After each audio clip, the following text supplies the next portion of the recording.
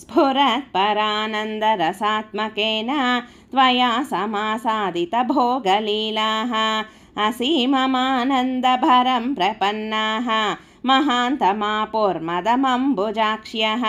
निलीयते सौमयि मय्यमायं रमापतिर्विश्वमनोभिरामः इते स्म सर्वाः कलिताभिमानाः निरीक्ष्य गोविन्दतिरोहितो भोः राधाभिधां तावदजातगर्वाम् अतिप्रियां गोपवधूं मुरारे भवानुपादाय गतो विदूरम् तया सह स्वैरविहारकारी तिरोहितेऽथ त्वयि जाततापाः समं समेताः कमलायताक्ष्यः वने वने त्वां परिमार्गयन्त्यो विषादमापुर्भगवन्नपारं आचूतः चम्पककर्णिकार हा मल्लिके मालतिबालवल्यः किं वीक्षितो नो हृदयैकचोरः इत्यादितास्त्वत्प्रवणा विलेपुः निरीक्षितोऽयं सखि पङ्कजाक्षः पुरो ममेत्याकुलमालपन्ति त्वां भावना चक्षुषि वीक्ष्य काचित् तापं सखीनां द्विगुणी चकार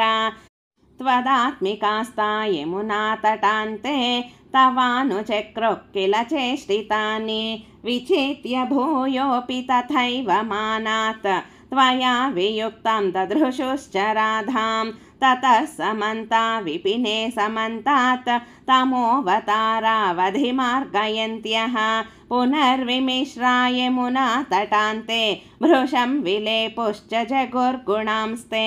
तथा व्यथा सङ्कुलमानसानां व्रजाङ्गनानां करुणैकसिन्धो जगत्त्रयी मोहनमोहनात्मा त्वं प्रादुरासीरयि मन्दहासी सन्दिग्धसन्दर्शनमात्मकान्तं त्वां वीक्ष्य तन्व्यः सहसा तदानीं किं न चक्रुः प्रमदातिभारात् सत्वं गदात् पालय मारुतेश।